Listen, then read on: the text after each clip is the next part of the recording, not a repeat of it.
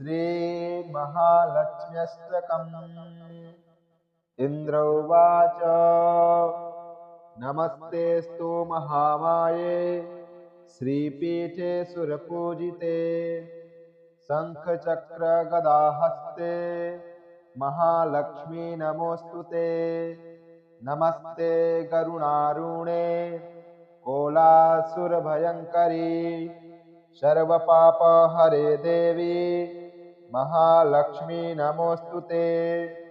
सर्वज्ञे सर्ववरदे सर्वदुष्टभयङ्करी सर्वदुःखहरे देवी महालक्ष्मी नमोऽस्तुते।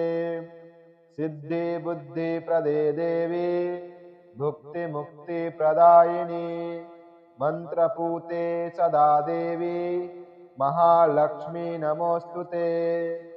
आद्यन्तरहिते देवी आद्यशक्ति महेश्वरी योगजे योगसम्भूते महालक्ष्मी नमोऽस्तुते।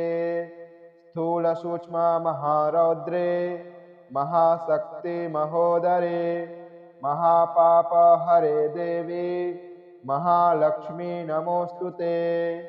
पद्मासनस्थिते देवी परब्रह्मस्वरूपिणी परमेशी जगन्मातर महालक्ष्मी नमोऽस्तुते।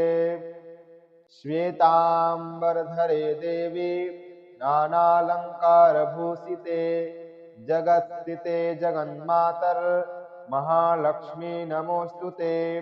महालक्ष्म्यष्टकं स्तोत्रं या पठेद्भक्तिमान् नरः सर्वसिद्धिमवाप्नोति राज्यं प्राप्नोति सर्वदा।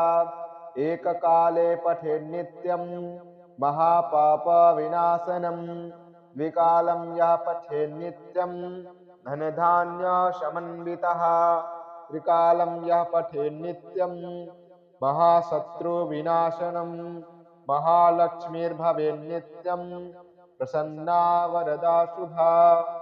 इति इन्द्रकृतं महालक्ष्म्यष्टकं सम्पूर्णम्।